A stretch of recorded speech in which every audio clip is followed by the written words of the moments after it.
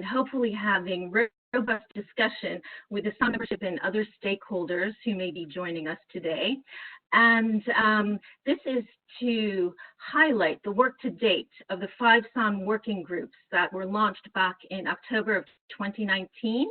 That would be governance and elections, products and services, resource management, membership, and legal arrangements. And these were all created to help strengthen the capacity of the SAN membership, solidify the SAN's governance structure, identify ways to bridge knowledge gaps, and bring the SAN closer to its full operationalization. Today's webinar, specifically webinar number 1, is lightning talks on the SAN's working groups. This will be a very high-level overview of what the 5 working groups have been engaged in. And it will, again, the status of their work. We'll look at linkages between the different groups.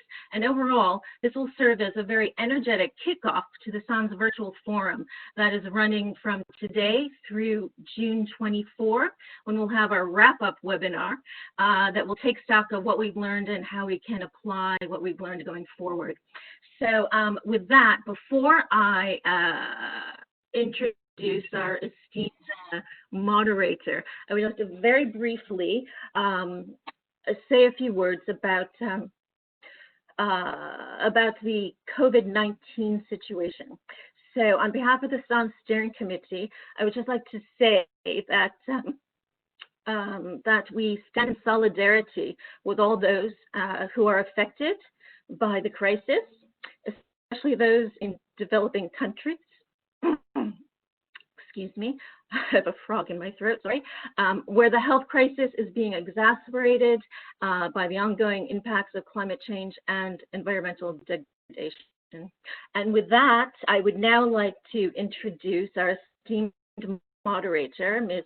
Margaret Ann Splon, Executive Director of the Climate Markets and Investment Association, CIMA. CIMA is an independent, not-for-profit association that has been providing leadership from the private sector in the delivery of climate investment policy and market mechanisms since 2008.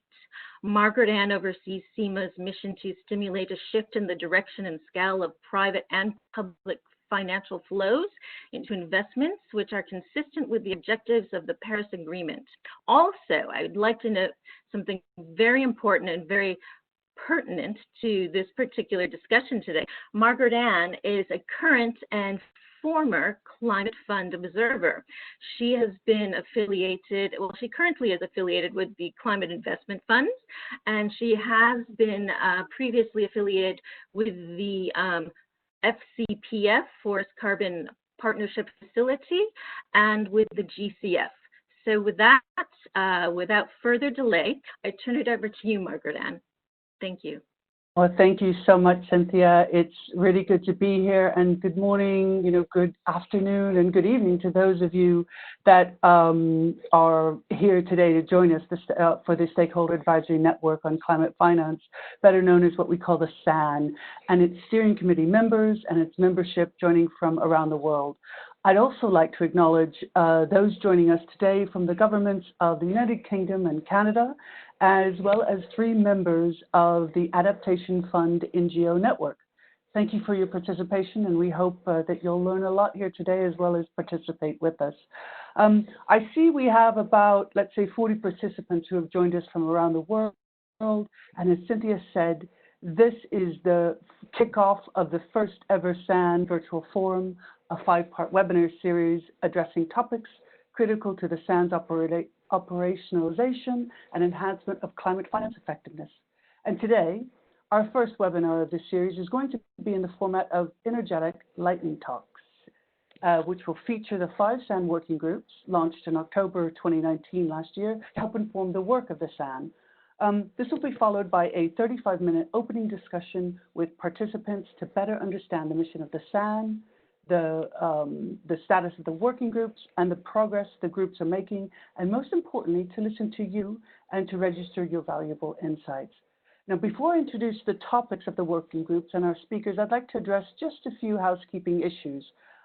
Just a friendly reminder to please mute your mic, and if you'd like to ask a question, please use the chat function, which is a little icon button of the chat. Use the chat function so that we'll have ample time. We've got about 35 minutes dedicated to open discussion following the lightning talks for this. So this webinar will be recorded and slides will be made available afterwards. So me personally, I've been involved with the SAN since the inception, and I've seen the developments. The American cultural anthropologist Margaret Mead once said, "Never doubt that a small group of thoughtful, committed citizens can change the world. It's the only thing that ever has." This reminds me a lot of what the SAN has, because it was first an idea, and Lad Connell is going to tell you the story of it shortly. But first, I'd like to share my story, because it might actually resonate with a few of you. Being an observer to the climate funds is a privilege and an honor. We represent our different constituencies, be it civil society or Indigenous people, women, and the private sector. I started as an observer in 2016, where I represented the private sector at the Forest Carbon Partnership Facility and also at the Forest Investment Program of the Climate Investment Funds. Since January of this year, I also now serve as active private sector observers at the Green Climate Fund for the Developed Nations constituency. That means that I have experience as an observer at all three climate funds. Now, like many new beginnings or relationships, there was the honeymoon phase.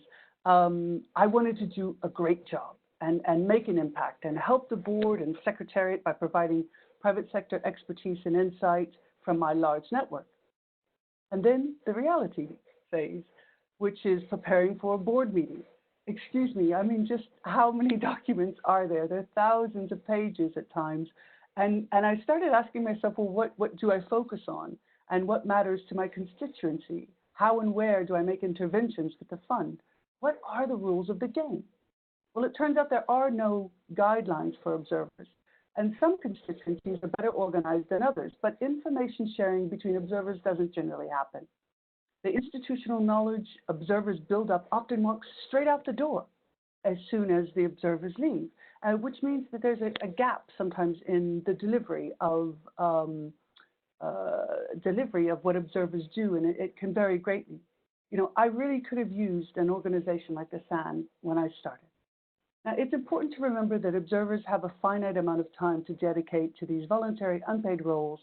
The SAN wants to create a framework and guidelines for observers to help them understand their roles and perform better in them. In addition, the SAN benefits the climate funds themselves, as the observer network is currently an underutilized resource on their doorstep. However, making the SAN happen requires resources in terms of human capital, time, and money, which is why I'm on the fundraising committee of the SAN. We know what to do to help observers, but we need dedicated resources to accomplish and operationalize the SAN. My final remark here is that as observers, we represent different stakeholder groups, but as a community, we share the communality of wanting to serve our constituency groups and the climate funds themselves in the most appropriate and best manner possible. We welcome your involvement here today, so please do contribute and share your thoughts.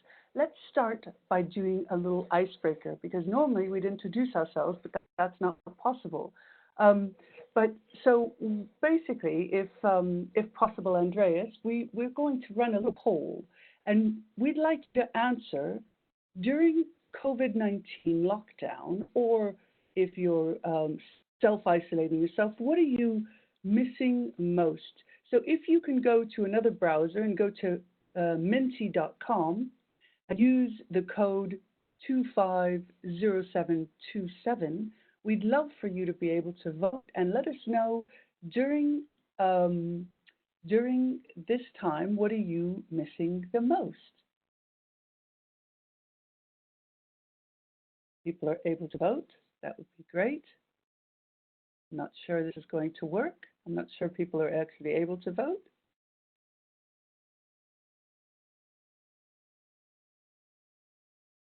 I'm not sure. Is it Can there? you repeat? Oh, Can you I love repeat this. the passcode? Can you repeat Yes, the passcode is sure 250727. So we're getting a few things. Hugs from colleagues, contacts from other people. These are great. These are great. What else? Face-to-face discussions, interaction with people. Pubs. That's that's brilliant. Me too. I miss that. I miss speaking with people, and I miss hugs from colleagues as well. Social interaction. It's very funny how most of this comes down to face-to-face discussions. We realize that we're very social creatures for all of our differences and for all of the different constituency groups that we form. We really miss being with people. And I think that's so important about our commonality. Well, this is great. So thank you so much for those of you that participated.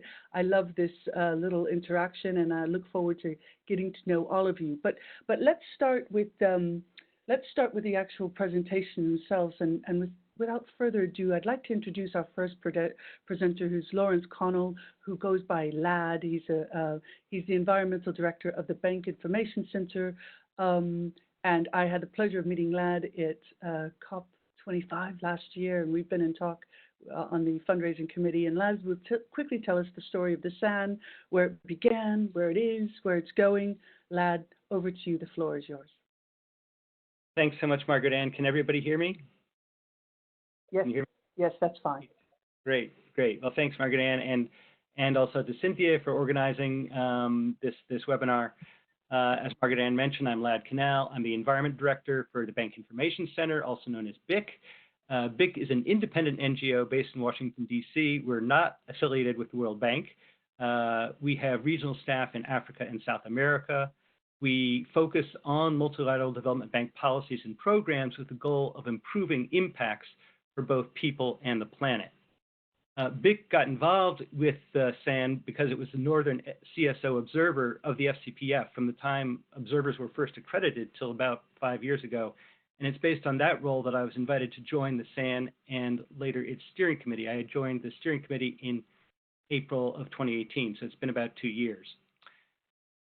I'd like to start actually by going back to the beginning of the SAN, which actually grew out of the Paris Agreement and specific mandates that it provided for climate finance to be transparent, accountable, and cooperative with the goal of achieving effective governance. So Articles 12 and 13 of the Paris Agreement say that parties shall cooperate in taking measures to enhance climate change education, training, public awareness, public participation, and public access to information. And that gets repeated, and it says public participation, transparency, accountability, and cooperation, specifically for effective governance of climate finance. So that's right in the Paris Agreement. So it's not surprising then that the SAN was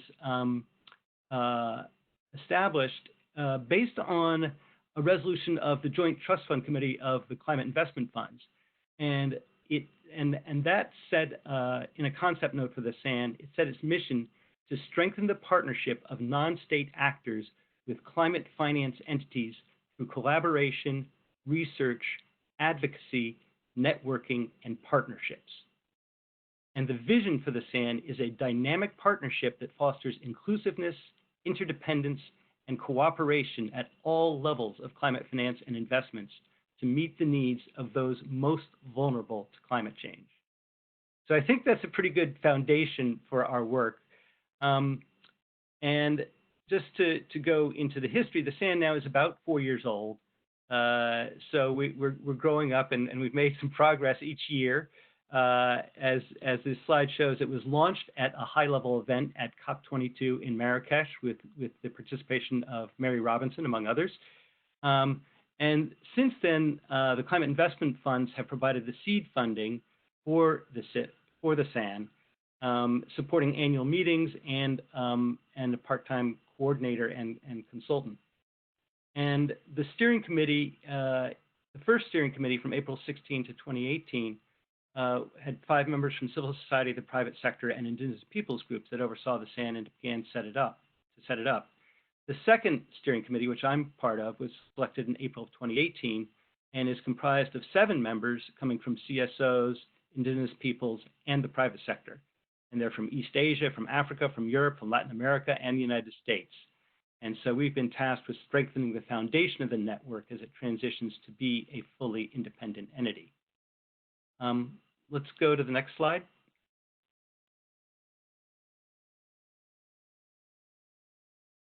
Great. So where is the SAN today? Internally, our focus has been on advancing our work through working groups. And we have 5 working groups. There's one on elections and governance. There's one on membership. There's one on products and services, one on legal arrangements, and one on resource mobilization. And we've also done a draft fundraising strategy and a draft business plan for SAN products and services. And externally, we've had a number of listening and update meetings, which were with the fund secretariats, with governments that participate in the climate funds, and with NGO networks.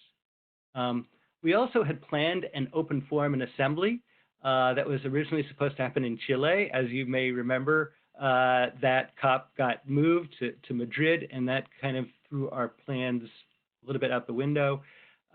So we didn't meet then. We were planning to meet in Nairobi in March, and as you might guess, coronavirus got in the way of that. So that has been postponed. Fortunately, we are doing these webinars. We're also hopefully going to set up a website. So we're working on the outreach side. Let me just say a little bit more about the working groups. I think these have been really an important step for the SAN in terms of making it operational. You know, for one thing, we needed to decide on an elections process for the coordinating committee and the role of the coordinating committee. That's essential to our legitimacy and how we function internally. We have a membership working group that is basically deciding who we are, you know, who our members are. Products and services are what we do. The legal and hosting arrangements are essential to how we function with respect to the broader climate finance and civil society community. And resource mobilization is obviously necessary for how we fund ourselves and get the means to fulfill our mission. So I think these working groups have really been a major step for the SAN going forward. You know, any organization needs, you know, more than just a board of directors. It needs people working on things. And what's been really great is getting the members involved in this process. There's at least 25 SAN members, and it might be as many as 40 who have gotten involved in these working groups. So that's been a great step forward for us. And I think I will leave that there unless there are some immediate questions.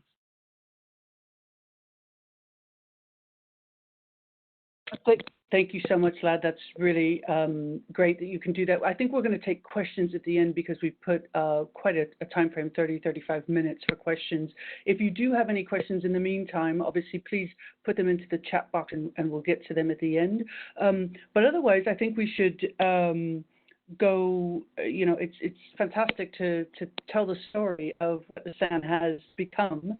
And now let's move into the lightning talks, and let's discuss where the ideas and innovations and earnest and deep consideration have gone into the fundamental topics critical to make the SAN fully operational and enhance the effectiveness of climate finance. So we've got legal agreements, we've got governance and elections. The third point will be membership. Fourth is resource management, and the fifth is products and services. Now, don't forget, this is just a brief overview of these. We've got a series of webinars where we'll delve deeper into each of these topics, but we really think it's important for us to just give you a taster of what we're looking to do and gauge your initial comments. So with that, let's start with the legal arrangements, which will be Andrea Bacher, the International Private Sector and Sustainability Consultant. She's a former policy officer with the International Chamber of Commerce, and Lad Connell, Environmental Director at the Bank Information Center that you heard from last time. Over to you guys. Thank you, Margaret. Can everybody hear me? Yes, we can hear you. Thank you. So, like Margaret Ann already said, I also served for several years in different climate funds, and I can only echo what she said, that through the experience of being a global focal point for business for over 7 years and organizing the first, actually, election for the Green Climate Fund, having had the SAN would have helped a lot, myself, the members at that time, And still colleagues I'm continuing to advise and to support, actually to help for their participation in the different climate funds. So to come now to the legal arrangements, and you will see shortly the slide. As you can see, we have, or you will soon see, we have divided different legal options. There are more short-term, medium-term options, and we also have longer-term options, which you should see now. Now you should see it. And just before I go into more details, for your background information, the CIF very kindly has hosted us since October 2015, which is based on a trust fund decision at that time.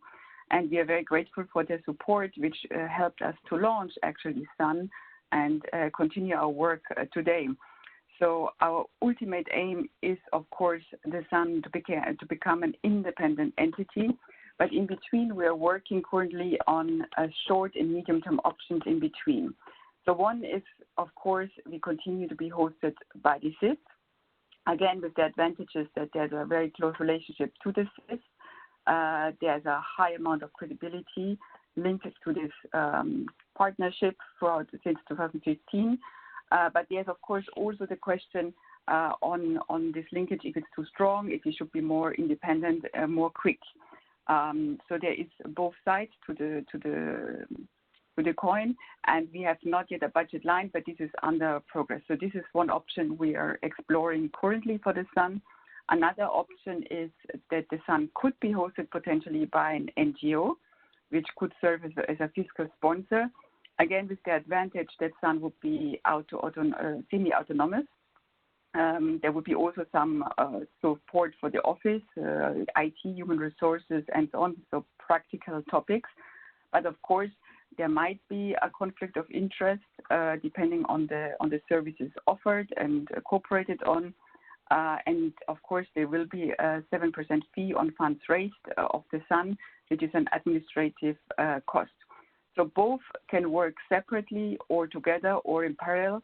We are currently exploring this, and will put it also to the General Assembly for decision later this year. But again, the long-term objective remains the SUN as an independent non-profit entity, which would mean full autonomy. But of course, with full autonomy comes full responsibility, which means, of course, we have to set up a clear governance framework. There need to be bylaws, there need to be officers, treasurer. So the administrative function need to be clear. And we will speak later. You will hear from the election working group, particularly the work on the coordinating committee, which will play a decisive role in making the SUN an independent entity. But again, these are now three options on the table. We have evaluated also different countries, I should say. We found that at the moment, the best options for placements would be either certain European countries or the United States.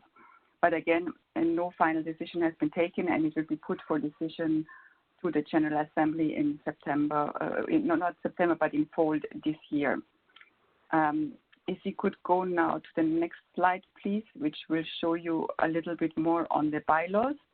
So while we don't have yet full bylaws, which is, of course, a first step to incorporation and being transparent about how we function, there is already quite a large basis existing on governance rules and frameworks. So the first, we have, of course, the concept note from 2015, which outlines quite a lot of governance procedures already, how the SUN works. And then we have a SUN strategy and action plan, which is a living document, and we had the first version in 2016 and a revised version in 2018, which was again approved by the General Assembly. And so this is going on and moving on, and these two documents already provide quite a large basis for our bylaws. So when we will work on the complete bylaws or a framework on governance, depending on our next legal status steps, we will use, of course, these two documents, which address quite a lot of topics already. In addition, we will add what the election working group will set out, and we'll add on the points which might be missing in some areas. And all, again, will be, of course, for final approval to the General Assembly and the membership this year. And with this, I hand over to Lad on the SUN budget. Thank you, Andrea. Can you all hear me? Yes, we can. Yes, you're fine. Go ahead, lad. Great. Thank you. Thanks, Andrea. Yeah, on the budget of the SAN, you might ask why there is a SAN budget. Isn't it a volunteer network? Well, there's no free lunch and there's no free SAN either. It is mostly working, through volunteers, but we do need support. And what is the SAN budget? I guess the short answer is it doesn't have a budget, at least not one that has funding attached to it. So specifically, the SAN is not a line item in the budget of the Climate Investment Funds. So I think it's important to establish that it has received funding from the Climate Investment Funds, but it's not a regular part of the CIF budget. The SAN Steering Committee has, however, developed its own budget and business plan to cover the first 3 years, although until this gets funded, this is aspirational. Obviously, the goal for the SAN is to be independent, or at least not dependent on any single source, and in a position to make its own decisions in terms of activities and staffing. So more concretely and currently, the SAN Steering Committee met virtually with the CIF admin unit on March 25th and was invited to submit a proposal with its funding needs for the balance of this fiscal year and the next one, i.e. through June 2021. So this is actually the first time we've been invited to submit a funding request per se to the CIF. In the past, we were offered the possibility of having specific activities funded, and we made requests for those activities through, and drafted terms of reference, for example, for a study on observer practices or for a fundraising consultant. But that was always on a one-off basis. So we submitted our request in April. We took an inclusive approach in that we included both internal governance-related items and external outward-facing items. For April 2020 to July 2021, what we have asked for is funding for the General Assembly. We think this is important for members to meet, ideally physically, or if not, then virtually. We also asked for support for an election of the Coordinating Committee, since the SAN needs this. That requires minimal funding, but it's an important item. The third item was for a coordinator. The coordinator role is needed. It's the glue that really holds the SAN together, since the steering committee members are all volunteers taking on this work in addition to whatever other duties they have. A fourth item was a foundational study and follow-up study, and this would provide the basis for the development of climate finance observer standards and identification of best practices. And the follow-up studies would be following on that to drill down deeper into some of the issues that raises. We also requested money for communications, that is for a website, and also any support that might be needed for the webinars. And finally, for potential travel costs. So that is where, we have the things that we've requested money for. We are following up with the climate investment funds, and we just heard from them this morning. So we're very appreciative that we're able to pursue that. So I think I will leave it there, and your questions at the end. Thanks. Thank you so much, Lad. That's great that you went through the budget of that, and thank you, Andrea, for the legal arrangements. As we said, this is an iterative process, and we're in the process of making this happen.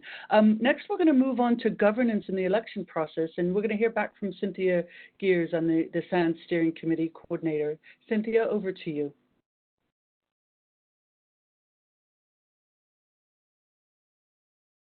Cynthia, are you with us? Hello? Sorry, I was muted. Thank you very much, Margaret Ann. Here I am.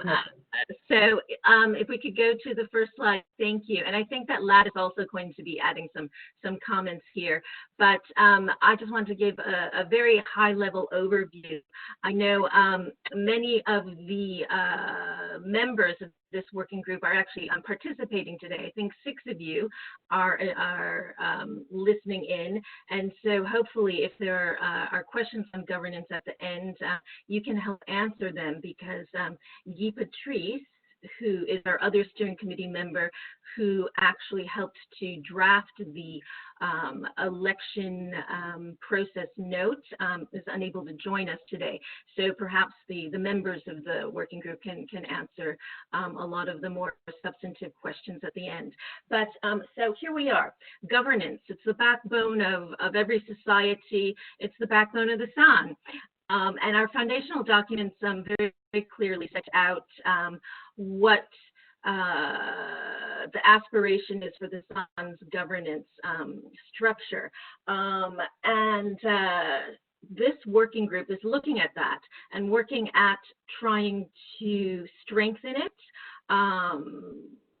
looking at where it can be more inclusive, where it can be more democratic, and most importantly, how we are going to hold our first democratic elections for the coordinating committee.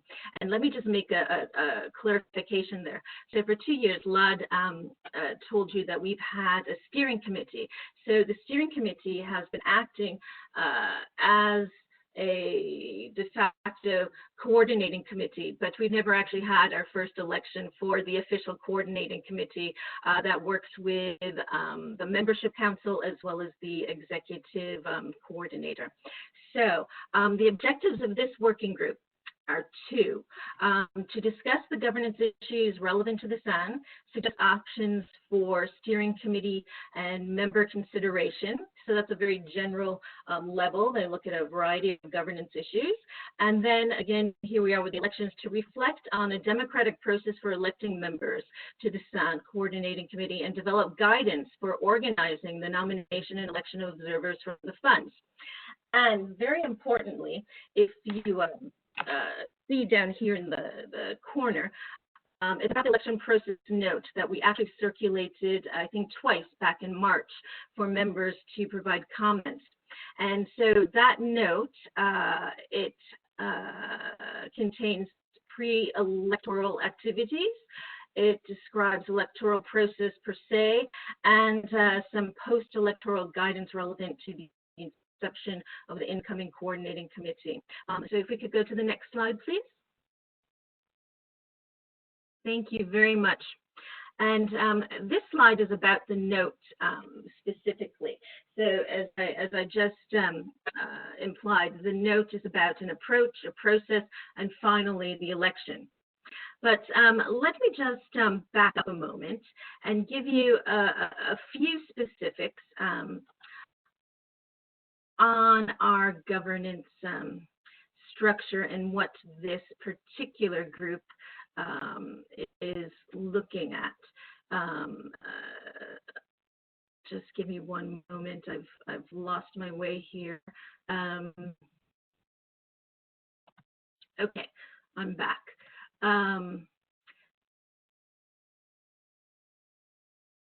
So, as I said, the two foundational documents from 2015 and 2018 provide basically a roadmap for the San's governance structure, which includes the coordinating committee, the executive coordinator, and the membership council.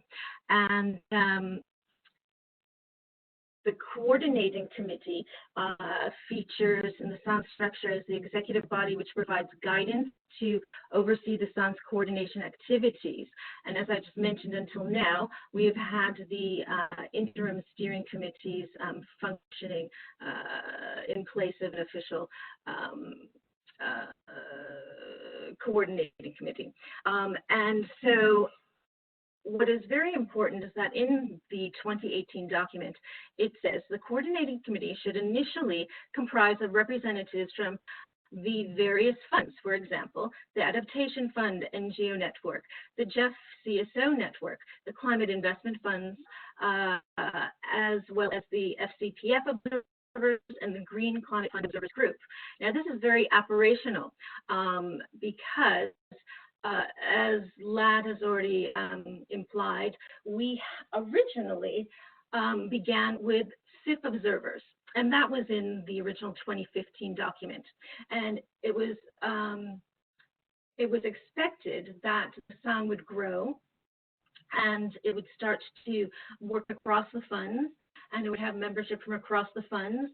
And I can say for myself, over the past 2.5 years, I've worked very, very hard to build those relationships and build bridges and bring members from the various funds into the SAN, and showing the added value that the SAN has for their own, the Secretary's own networks and their own observer networks.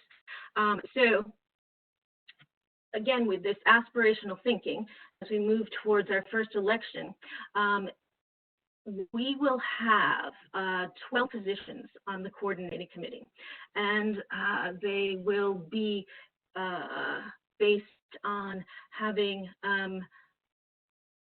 3 representatives from indigenous peoples and local communities, 2 representatives from the private sector, and the rest from civil society organizations, and 1 of those must be from the Global South. So that's a total of 12 representatives that we will have on the coordinating committee. And there's also some very interesting criteria. There's 3 that I will quickly mention here. Representatives of all major climate fund observer groups must be on it, or ideally on it.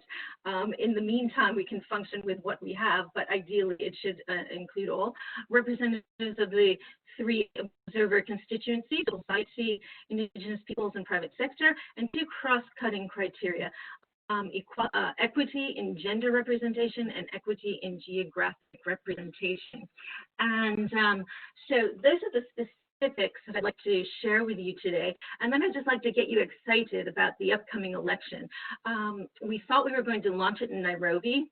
Obviously, the coronavirus didn't allow that to happen, but we have shared the note for the process, and I think after this webinar we'll share it again, because we'd really like to have your input. And the next webinar that's coming up, that's going to be the deep dive into governance, will really get into the nitty-gritty of all of this and sort of put the roadmap and the process together, as you can see on this slide. You know, the approach is you know, a consensus-based approach, and we've sort of checked off all of these, and we're now at the time where we're ready to launch the election process.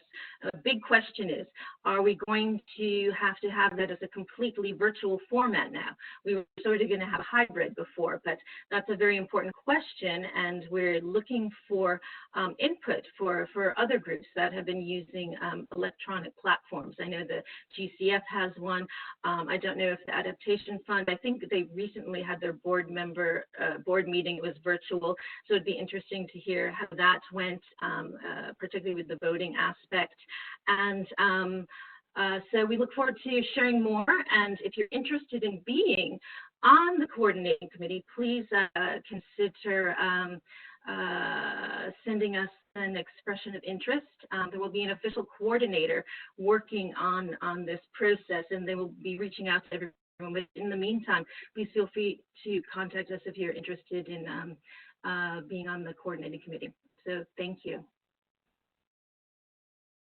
Thank you so much. That's great. Thank you, Cynthia. And as we all wear many hats, so I'm going to ask you again, Cynthia, you're going to talk about membership next, which I think a few people have asked about this.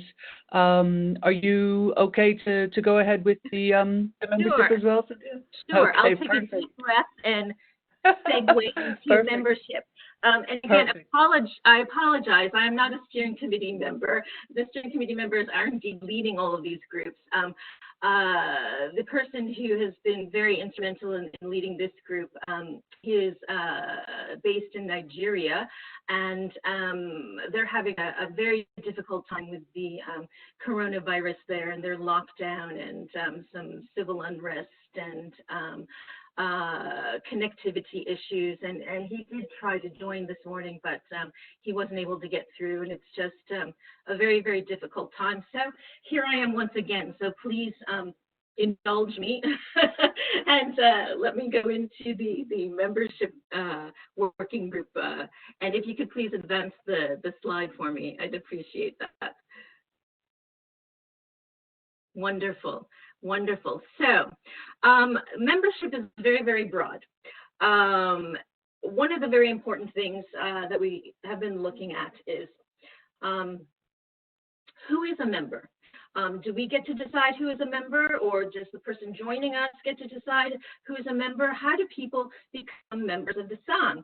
A very fundamental question. It's been very interesting because the original spirit of the SAN was that by virtue of being a fund observer at any point in your life, that would entitle you to be a member of the SAN. And by default, about 180 of you are on our membership database simply because of that fact. We have a very good database. I'm sure there are many more who could join the SAN because they have been observers, but this is a little bit of a different model because usually, you know, people, you have an application process, people approach you and say they want to opt in. Another interesting aspect of our model is that the membership goes with the person. It doesn't stay with the organization. So if you've been a member, you carry it with you wherever you go. And so these are the sort of things that were initially created back in 2015 and then considered again in 2018. And we're thinking about them again because the other funds have other models. And we want to look for best practice. We want to know what works best and what the observers want and what is going to make things much more efficient and strengthen the SAN. So those are the sort of issues that, the initial issue that we're covering. Another one is what's in it for the member, which leads us to this slide on added value. How does the SAN add value to someone who's a member? Well, very quickly, oh, if you can stay on that slide, thank you.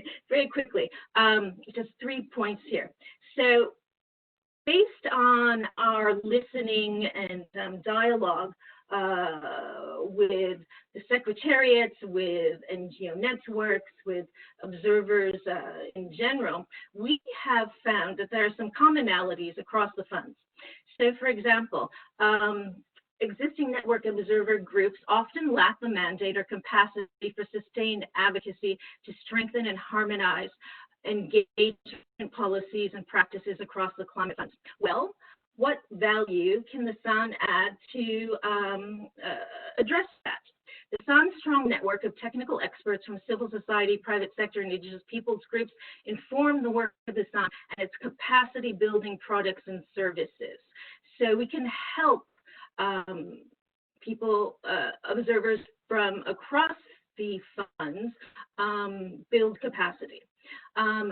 2, existing network observers often rarely communicate across the funds, and most have no access to other models of good practice. Well, the SAN strong network of members from across the climate funds help to break down silos, allowing good practices to be shared consistently across the funds and to leapfrog learning from failures.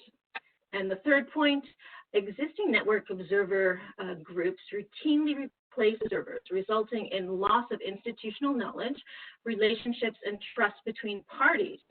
Well, the SAN has a strong network of past and current observers, which allows for the transfer of institutional and technical knowledge to those just entering the climate finance space.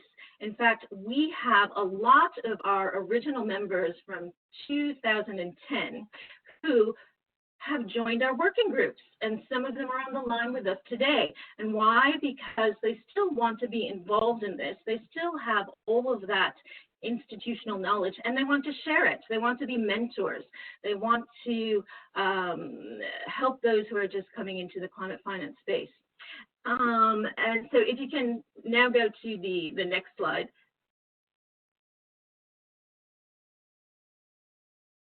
Wonderful. And before I get into this, these are your comments. When you registered for this webinar, we asked you a few questions, and one of them was, what do you think the SAN value addition is to your work? And here we have 22 comments that we received, and the trend is transparency, learning, sharing, collaboration, capacity building, Indigenous peoples organizations, monitoring, And so I'll just read one here at the top. As a member of SAN, I have been learning and opening my perspective on climate finance monitoring as a PPCR CSO observer from Africa and sharing information with my constituency and stakeholders. Let's see, find one more. I have been working on climate change for the past 10 years. It will give me an opportunity to interact with other network members and learn from work around their work for uptake. And then I like the last one at the bottom, not sure yet. That's very important for us to know, because we need to identify what it is that's important to you and what you need, so that we can help fill those gaps and those needs for you. And I would just like to say a few more words. So let me just transition into my points here. What this particular working group, the output that they're looking to have, so what they have accomplished. So right now, I said that we have a database of about 118 members. Well, that database isn't just a list of people, it's actually a fully mapped database. So it tells them what fund they have been with. It tells us perhaps some things about their professional expertise. It tells us what year they first joined the fund. It tells us if they have worked with the SAN before, if they have attended our meetings before. Most importantly, it tells us if they are members of the working group and which working group they're on. It also tells us if they are interested in being part of the thematic groups that we are launching. Thematic groups, for example, on Indigenous persons, organizations, private sector, small island states, and a few others. So it's very useful, and that's something that this group felt was very important to really get to know the people that we are calling SAN members. And in addition to that, we are undertaking, well, we have a draft right now. It's a survey instrument that we've developed. It will be the first formal assessment that will be taken of the full SAN membership. And we hope to administer that after the webinar series. Excuse me. And it has 5 parts. So it's going to be looking at who is a membership. It's going to be looking at what is the added value that the SAN is giving you. It's going to be looking at the governance issue, because for governance, we have a membership council. Membership council is currently considered one of the highest governing and decision-making bodies in the SAN. And it's made up of the members, all of you. And that's along with the coordinating committee and the executive coordinator. Those are the 3 branches, if you will. So with that, I'd just like to say we look forward to getting to know you better, and please keep an eye out for this survey that we will be sending to you in the coming weeks. Thank you. Thank you so much. Thank you, Cynthia, for that very thorough overview on membership and how the SAN adds value, and we're stronger together than the sum of all of our parts. But let's move on and let's talk about resource mobilization with Lad Connell and also Andreas Faulkner, who he's a resource mobilization coordinator. Lad Connell, you already know. I'll pass this over to you guys. Thanks, Margaret Ann. Can you hear me? Yes, we can hear you. That's great. Go ahead. Great. So resource mobilization, money, that's what everybody wants to know about, right? This is a key topic, obviously. One of the reasons that the SAN is not yet operational is that, it hasn't had the resources to become fully operational. And where we've been on this is that we've been dependent on donors, specifically one donor, which is the Climate Investment Funds. And, we are certainly grateful for that support. That support does come with a drawback, which is that we're not autonomous, and that we our mandate is somewhat limited as long as we are supported by a single source. We get tied to that source. So, what we've been doing is we've been reaching out to climate fund secretariats, the GEF, the GCF, the Adaptation Fund, the Forest Carbon Partnership Facility, as well as the SIF, and to governments. We reached out to 10 different governments who are donors to the SIF. So Canada, Denmark, France, Germany, Netherlands, Norway, Sweden, Switzerland, the United Kingdom, and the United States. So we've done a lot of outreach, and we've gotten some feedback, and the feedback has been generally that they continue to welcome the concept of the SAN, and they're interested to see what it can do, but they want to see it operational, and they want proof of concept. So we've had to think about, well, what is our value proposition? What do we bring that those entities want, both the secretariats and the donors, as well as serving the members? So we recognize that donors want transparency and accountability. This is what more effective observers provide. And stakeholder engagement provides risk reduction. By engaging stakeholders, the funds will end up with more effective projects. And that's important for the funds, and it's also important for the members and for the impacts on the people, the project-affected people. So the conclusion is that we need to think about what are the products and services that we're going to offer that can provide multiple revenue streams. And what we have come up with the SAN more beyond the simply being a network, being a bit of a think and do tank with 3 logical types of clients. So the first is the climate funds themselves. They have a strong interest in comparable standards and principles with informed, capable observers. The second is the members. The members want to build their capacity and expertise and have established standards. And this isn't necessarily a funding thing, although we could have some kind of a subscription model that some members may cover at least the cost of their participation. And finally, the climate funders, which are governments and foundations, they're interested in more effective climate finance. That's, they want their money to be well used.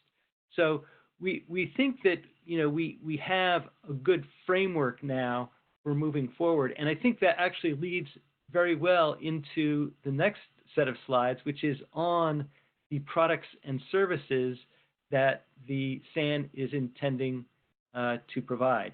So with that, I think it's up to Andres. Thank you. Andres, you there? Andres, we'd love to hear about the products and services. Yes. Yes, great. You hear me? Yeah, we can hear you. Great. Go ahead. You've got the floor. Okay. Thank you, Margaret, and thank you, Lad, Cynthia, and others. So Lad has just led us to what is the last working group, products and services. This working group that I'm represented had the leadership of 3 steering committee members and former members, Bessie Bendana, Claudia Zuniga, and Lad himself. And I was able to support it. When we talk about the product and services working group, we could also call it the outcomes and impact, which is really all about getting SAN to deliver on its mission.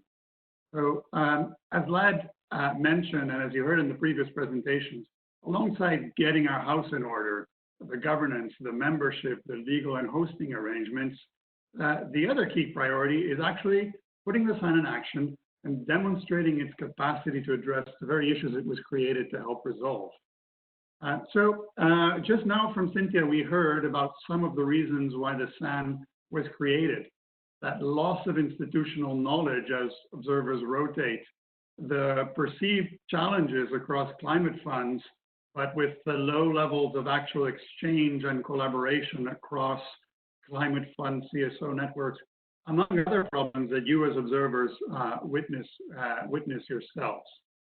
So our focus really needs to stay on our mission, and we need to create a portfolio of products and services that best answers that question: how do we serve our mission? Also, following up on resource mobilization, the challenge of the Products and Services Working Group was to derive a set of deliverable actions that could both serve the mission of the SAN, but would also be viable and fundable activities that could attract the interest of donors and supporters. Now, not everything we do needs to be a marketable product, and not all the funding from the SAN should come from service provision. There are other options, there are donations, there are grants, etc. But we must have a significant alignment between those two. What we want to do that is mission-centric and what the world, and especially the donor community, wants us to do. We're looking for that alignment. So that challenge led us to a very long quest, not only the working group, but the steering committee itself, exploring into the many known gaps and shortfalls that limit the capacity of observers to do their job, to represent their constituencies, to share their information, to make informed decisions, among others. So that really involved quite a lot of brainstorming about what the SAN looks like as an organization. What is that think and do tank that Lad just mentioned? Are we an advocacy so? Are we a representative body? A think tank of some sort, more action-driven, of course, a training center, perhaps a bit of all the above, but add to that a strong network component. After all, that is what we are, a powerful network of stakeholder observers. So we boiled all of those perceived gaps and shortfalls in the work of climate finance observers into three categories. And they roughly fall into three buckets.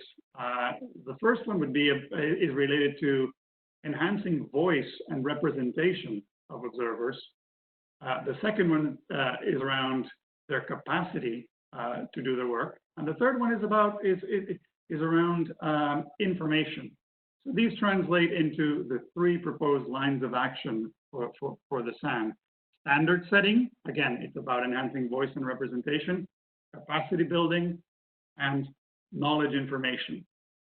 Standard setting is about ensuring that climate funds are held to high standards of accountability, transparency, and participation of beneficiaries and stakeholders.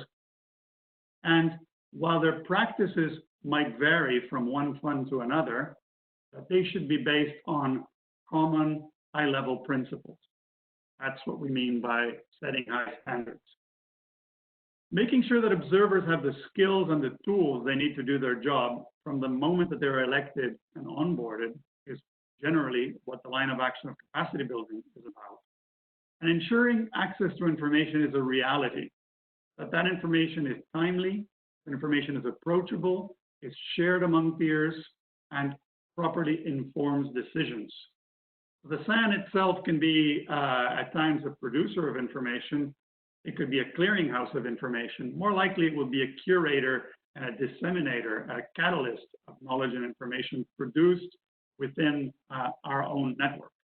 So let's look at what that could mean, should mean, in terms of potential products and services. And I'd love to hear your opinions on which of these resonate more. Where do we start? So setting a standard, setting principles and standards for stakeholder engagement in climate finance could be perhaps the foundation of what the SAN is about. We propose a standard, and then we certify and verify whether climate funds are adhering and complying with these standards at a high level. In this standard, we could highlight good practices and actually play an advocacy role in making sure that these good practices are put in place across climate funds. And this would apply for a variety of constituencies. We should remember that the private sector has a massively leveraged role in climate finance. So if we took this beyond the multilateral climate funds, we could embark in standard setting for private sector. In mapping the bilateral climate funds, i.e. those funds set up by governments, by, say, Norway, for example. These are also very large climate funds that could dwarf the amount of climate finance that is available to many players. And so on and so forth. We could extend into the local level, into the monitoring not only of the high-level standards at the governance level of the climate funds, but actually monitoring portfolios and individual investments at country and local level of the funds themselves. That's what we mean by standard setting in how it translates into products and services. In terms of capacity building, again, there are a number of potential activities derived from this line of action. Diagnostic tools for effective stakeholder engagement, technical assistance for climate funds themselves. Again, the climate funds are committed to stakeholder observer, to effective stakeholder observer representation, and probably would be willing to pay for advisory services, technical assistance on how to do it well. That's a business certainly the SAN should engage with, and it relates directly to our mission. Capacity building also involves empowering specific stakeholder groups, particularly those most vulnerable, those voices that need to be boosted, and particularly the indigenous and gender constituency. Now, capacity building also could take the form of quite a number of very practical courses or training programs, onboarding of new observers, continued education, and understanding the role of that overflow of information that Margaret Ann mentioned at the beginning when you take on the role of observer. We can host or participate in knowledge sharing events. I would say this is one. 2 days ago, we co-hosted a knowledge event on local stakeholder engagement in partnership with the Capacity Building Institute and the SIP itself. We, let's not forget, are a network, so convening our members and gathering and disseminating their own knowledge, your own knowledge and expertise is a priority. And we can help observers coordinate to prioritize climate fund investment decisions. Finally, and this is my last slide, in terms of knowledge and information, there are quite a number of areas. Again, from the SAN as a producer of knowledge itself, or the SAN as a curator and a disseminator, a platform, original research on stakeholder engagement, climate finance, to comparative studies, mapping in-country capacity to make sure that we're actually delivering at where it matters the most, perhaps at the local level, developing models for local stakeholder engagement and directories. So these are areas in which the SAN itself can play a leading role in knowledge. But equally important, if not more so important, ensuring that access to information is effective. That could take the form of a searchable repository of information that the SAN would curate, or also tools and technology for observer-led constituency coordination. So there are a number of either SAN-led or network-type interventions that would promote observer networking, knowledge exchange, social media, peer learning mechanisms, and of course the SAN's online presence, which of course is not just a website, but making sure that it's as interactive and reflective of the network as such that the SAN is. I have to say, there is a lot of this is waiting in line for funding to fall in place. Some of this already is in motion. Some of this is in the actual request that Vlad mentioned was put in through the climate investment funds recently. And some of these are things, surprisingly, that can be done with little or no money. And I'd be very interested to look at how many of these network type sharing events, webinars, and knowledge exchanges between and across the membership could be put in place at the current state of the SAN, even if there is no money flowing in the volumes that we would expect it. That is really what will make the SAN a working operation and delivering on its mission. Thank you very much. Perfect. Thank you. Gosh, well, that's an amazing whirl of information just shared with us. So much work undertaken by the working groups in really such a short time span, and the output and ongoing work is quite substantive. Let's recap. We've got an election process note and an election coming up. We've a hosting MOU and a bylaws note, a membership survey, which is coming up as an instrument at the end of all of this series of webinars, and a strategically mapped membership database. We've got a fundraising strategy and products and services in the pipeline to enhance observer capacity and more.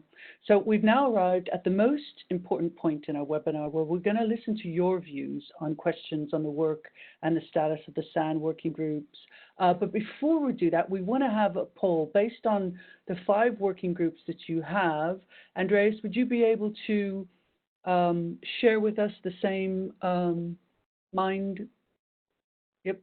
And go to the next question.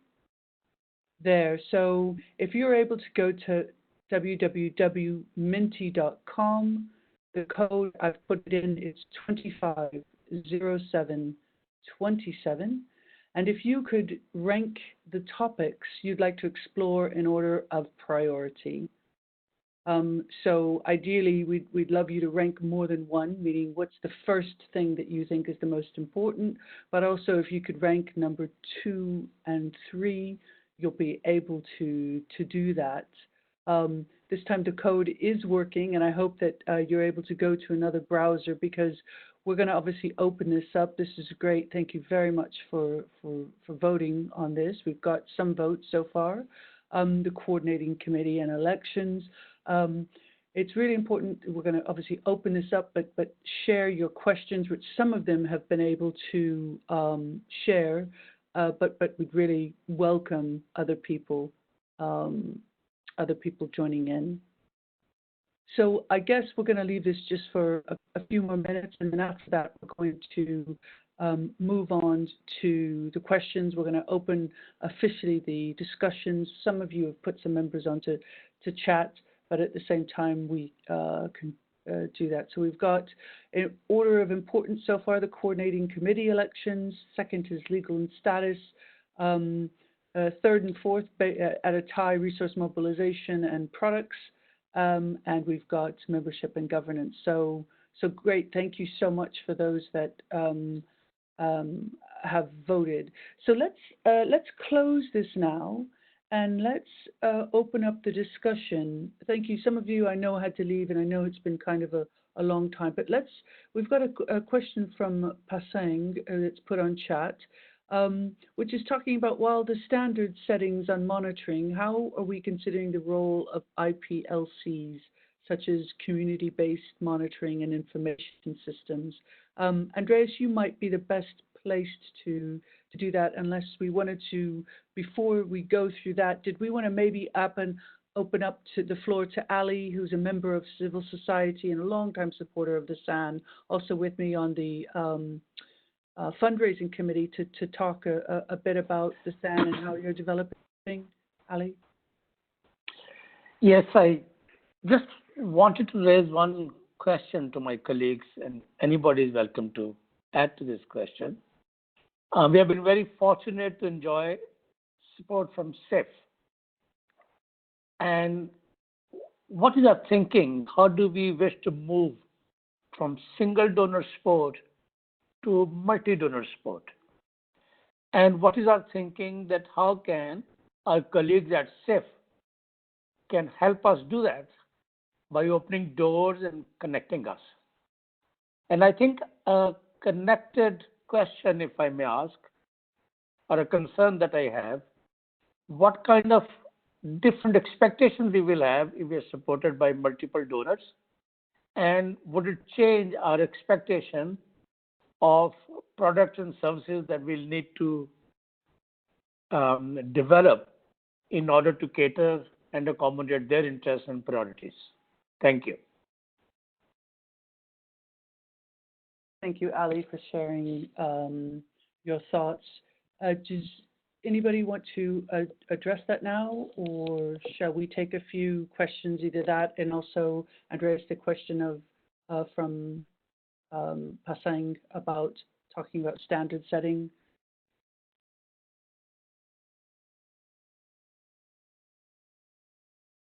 Do you want to jump in now, Andreas, or do you want us to go ahead? I'm not sure Andreas can hear us. But okay, Ali, I think you've got a great point about how do we become, not funded just one way. And I think this is what the work that the SAN is doing and that all of us are doing. We recognize the importance of the observers, but we actually, kind of all act in silos in our own constituencies, and we recognize that the strength is actually in information sharing, a bit like where most of the cross collaborations are happening throughout the world. Some of the best ones are actually putting together, science, technology, legal, banking, and putting these cross collaborating teams together. Andreas, I'm not sure if you can hear me because we had a question on that. Yes, do you hear me now? Yeah, great. It was more about Ali's question was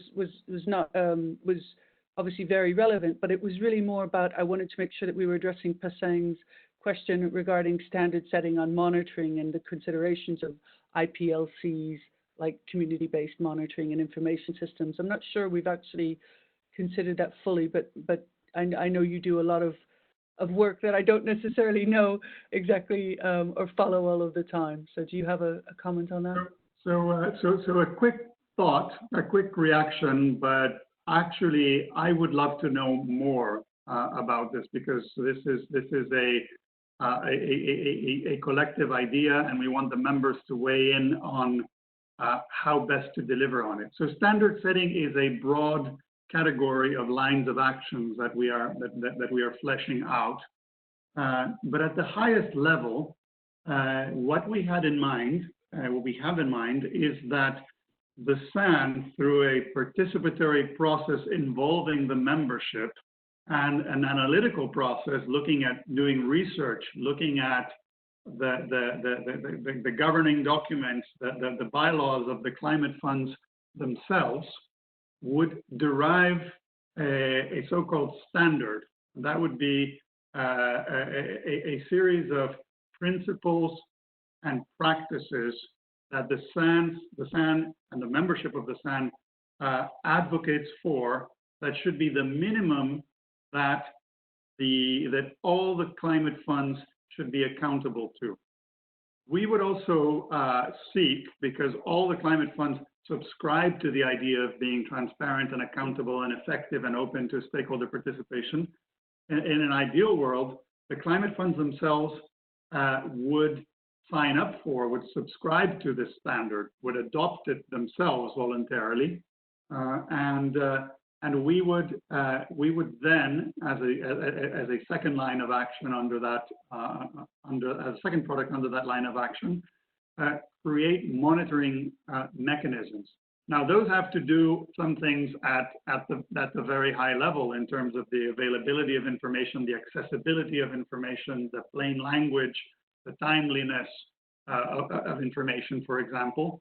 But a lot of it ultimately will have to do with what happens at the local level, at the community level, at the project implementation level, and that we know as another level of complication, especially when we're looking at government counterparts and implementation partners that in our thinking should also be accountable and should also be subject to the same high-level standards, principles, and good practices.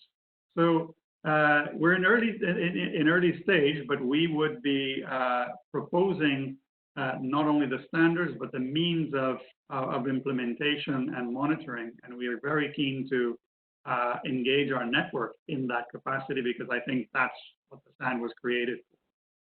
Thank you. That's great. Thank you so much, Andreas. And we're in luck. We have Saro, who's been able to connect all the way from Nigeria. It's been a bit of a tricky time getting him, but he really has led and been instrumental in leading the membership and helped developing the governance. So maybe Saro, are you able to hear us? Are you able to say a few words?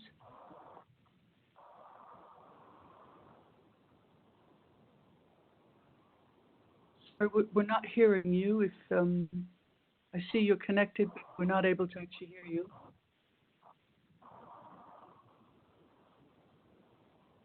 Maybe we'll come back to that. Sarah, if you want to join in. But otherwise, are there any other questions out? Oh, can you hear now, Sarah?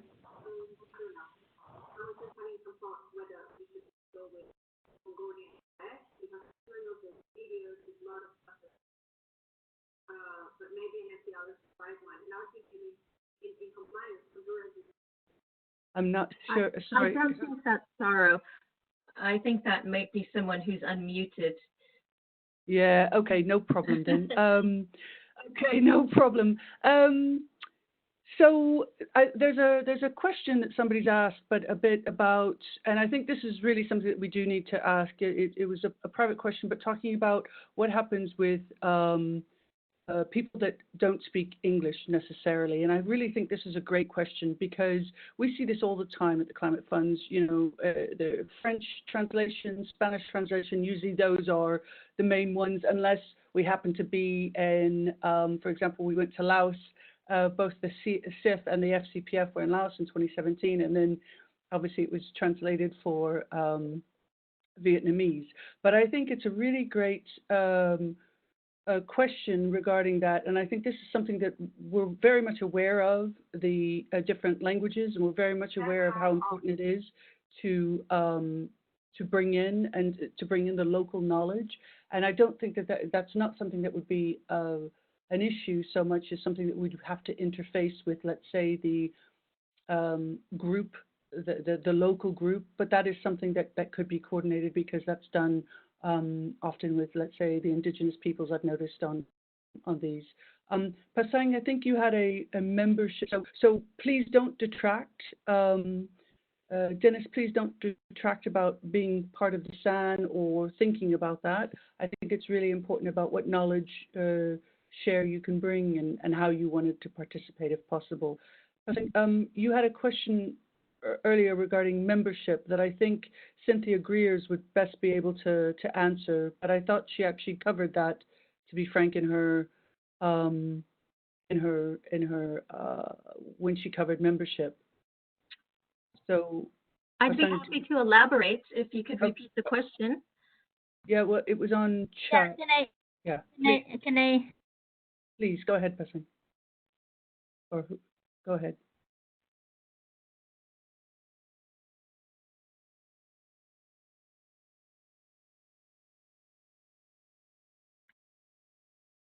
Hello?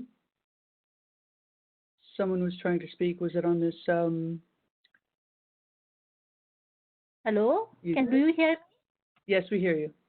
Sorry, maybe yeah, I was just wondering what would be I missed the earlier communication because I had some distraction in my, when I could not hear properly. So sorry if I missed your answers already. I was just wondering what would be your criteria for becoming a member. In last meeting in Singapore, when I was also there, I heard that all the PC members of the FCPF or PIP or under the SIP could be automatically a member. I have served 2 terms as a PC member from Asia to the FCPF. So that means I would be automatically a member, or do I have to apply? Just wondering, yeah. Cynthia, do you want to go ahead with that? Thank you. Thanks for the question. Yes, thank you. Thank you, Pasang. So thank you so much for your interest in the SAN. As I had mentioned in my my very brief presentation, which you likely missed, for the San, by virtue of being an observer. Now, this is an active observer. I know that there are some organizations who are accredited observers, for example, to the GCF. That's a slightly different category from being an active observer to a board. And so anyone who's an active observer to a board, automatically, by virtue of that, for the rest of your life, you can always be a member of the SAN. Now, we've been considering whether we should have an application process, what the criteria should be, and there is a little bit of criteria, but we've been veering away from having an application process, which is very pragmatic and very normal, but the founders, the original visionaries of the SAN, they're very much tied to the spirit of the SAN, being very inclusive, very democratic, very open. And they felt that an application process may somehow impinge on that original spirit. So at this point, we're sort of veering away from that.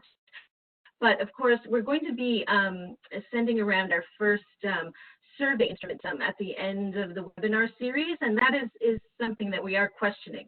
We want to hear from all of you if you think that that is a direction we should be moving in. But let me ask something more direct. Hassan, do you consider yourself today a member of the SAN? You're here today joining us. I believe you are in our database. I think we recognize you as a member of the SAN. Do you feel that you are a full member of the SAN? I don't know. I was. I have never received any I have not received any kind of information that I was a member. But I have been working in this in the World Bank sectors. At the moment, I'm also working very closely with the PIP program in Nepal, and also FCP in Nepal. And then I also served 2 terms as an observer, as a PC, the member as a PC from Asia from 2011 almost 2016. So I consider myself a part of the whole team, but I do not know whether I was already be a member or not. When I got this information at the SAN's invitation for this Zoom, I was a bit excited. I missed yesterday because of the internet connection in my home, but I was so happy to be connected because I have already working closely in relation to all these indigenous people issues and concerns in Nepal. And also, I would be happy to let you know that I'm the present co-chair of the Local Communities and Indigenous People Platform, the global co-chair for the UNFCCC. And all my knowledge and learning and experience would be happy to share in the SAN in the coming days. Well, my immediate response is welcome to the SAN, Hassan. We're very glad that you are with us. But let me ask you, did you receive directly an invitation for today's webinar? Yes. Well, that means that you are part of our database. And as far as we are concerned, you are indeed a member of the SAN, and we are so glad to have you here. Thank you. I'm so glad. I'm so happy. Yeah. Okay, great. Okay, so I'm conscious of the time. We're right at time now, but there's one person that I think we'd like to hear from. Maybe if he'd be willing to speak. Crick, are you on the line? Are you still on the line? Do you have anything you want to add or could add? Thank you. No, I'm listening in. As you know, I was part and parcel of the previous steering committee, and I'm delighted to see that some of these issues are getting another look over by everybody. I would suggest that we really need to come to grips with some of these questions that have been put on the table that have been with us for quite some time. So I very much welcome this discussion, and I'm hopeful that we get more reactions to the proposals that have been made.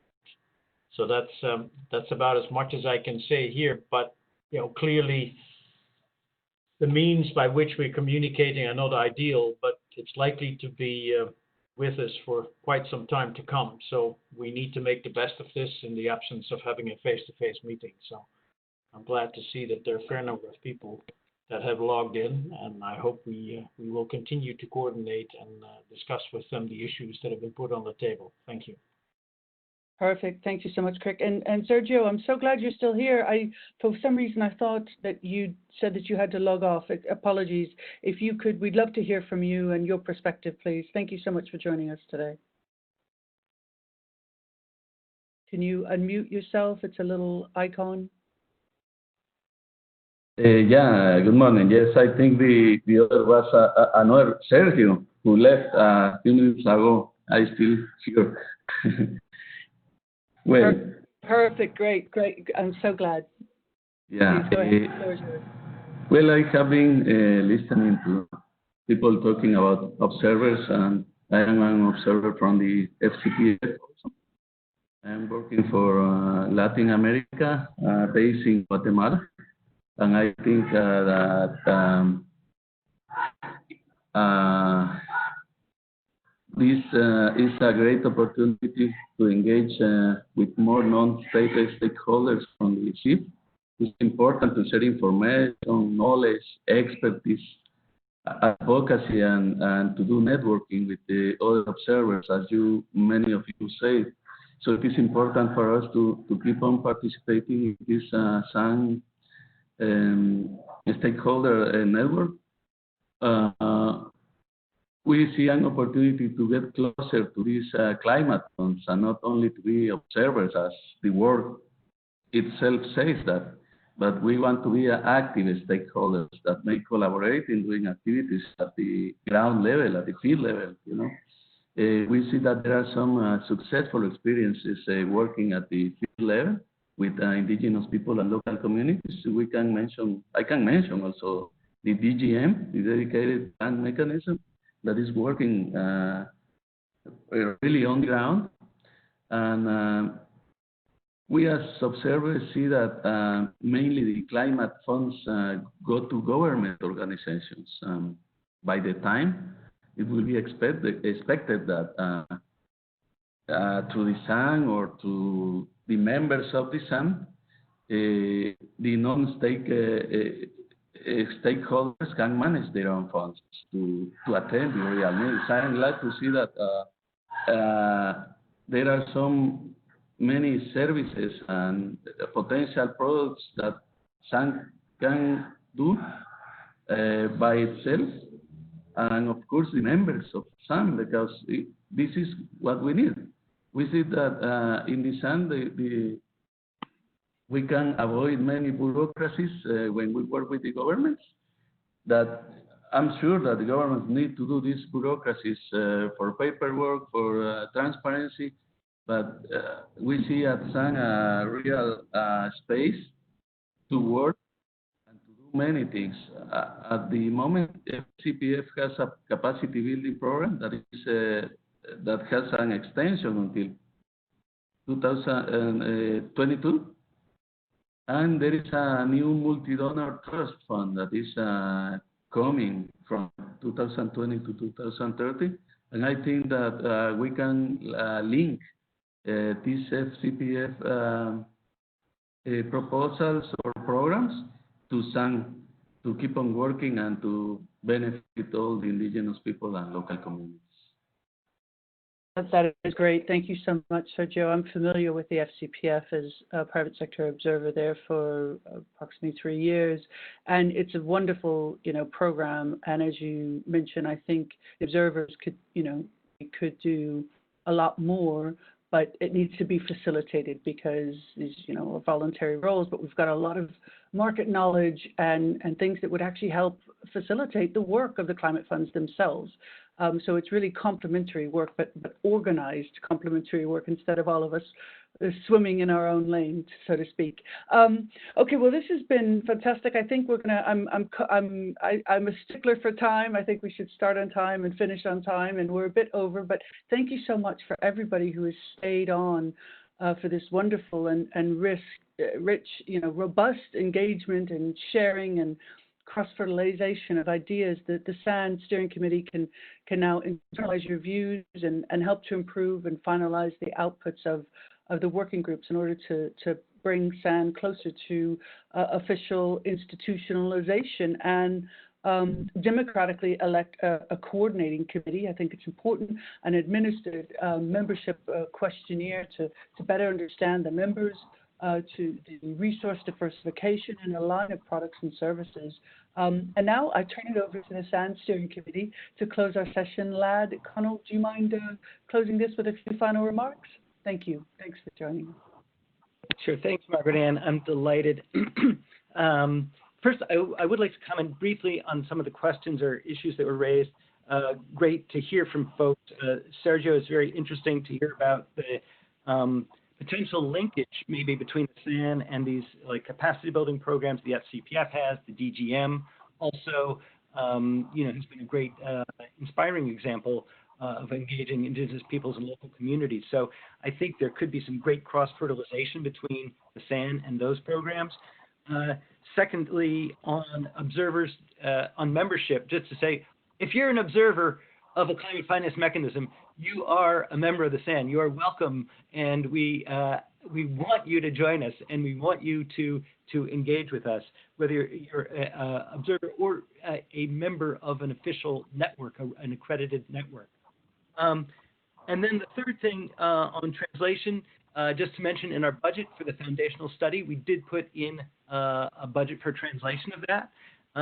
So that is an issue, and we recognize it, and we want to be mindful of that. And finally, Ali raised a question about funding, and I wanted to mention that we, basically, we're trying to diversify.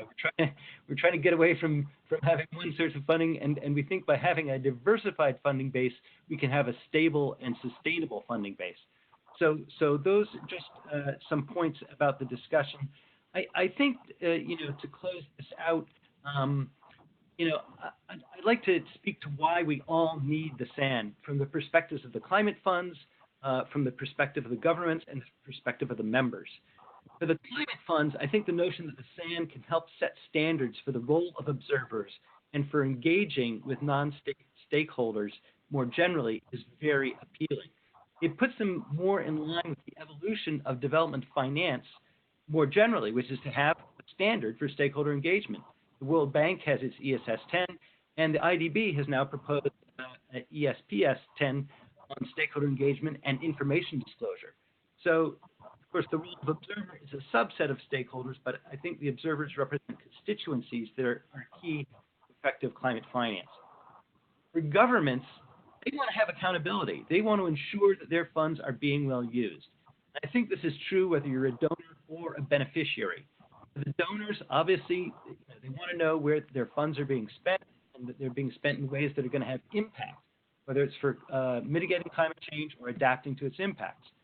And observers who are empowered based on standards and capable based on training will do just that. They will demand transparency and provide accountability. And for the beneficiary governments, they also want to ensure that funds are well spent, and having effective observers will help them to avoid mistakes, because governments often don't have, full capacity. They face capacity constraints. And the benefit of having non-state stakeholders is to address issues and reduce risks that they otherwise might have overlooked. And finally, for SAN members, I think that SAN is the most important of all. Members need to be able to represent their constituencies, to give voice, especially to those who have been denied a voice in the past, but up till now have not had a source of support. And the SAN will provide that support in two important ways. The first is knowledge and information and capacity building that the SAN generates by disseminating best practices through the research and it undertakes and the workshops, seminars, and webinars it organizes. And the second, and I think this is most important, is the forum it provides for peer-to-peer learning and knowledge exchange. Much broader than what has happened in the past, because the SAN engages different constituencies, private sector, civil society, and Indigenous peoples, and provides a space for them to work together. I know this from my own experience with the SAN meeting held in April 2018, hearing from the private sector representatives there and the indigenous peoples, and also talking with you, Margaret Ann, hearing your perspective on the SAN was incredibly valuable for me. So it's, different constituencies working not with a single climate finance mechanism, but all the major climate finance mechanisms. And we're talking about not only current observers, but past observers as well. So by doing this, the SAN is helping observers to overcome the limits of time and space that we all face, and to truly broaden their perspective and understanding of effective climate finance. That is the goal that we all want, and indeed we have to achieve for a livable world. So thank you.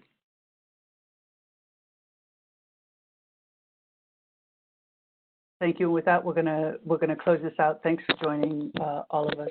And Renata, if you can close the session then. Thanks again.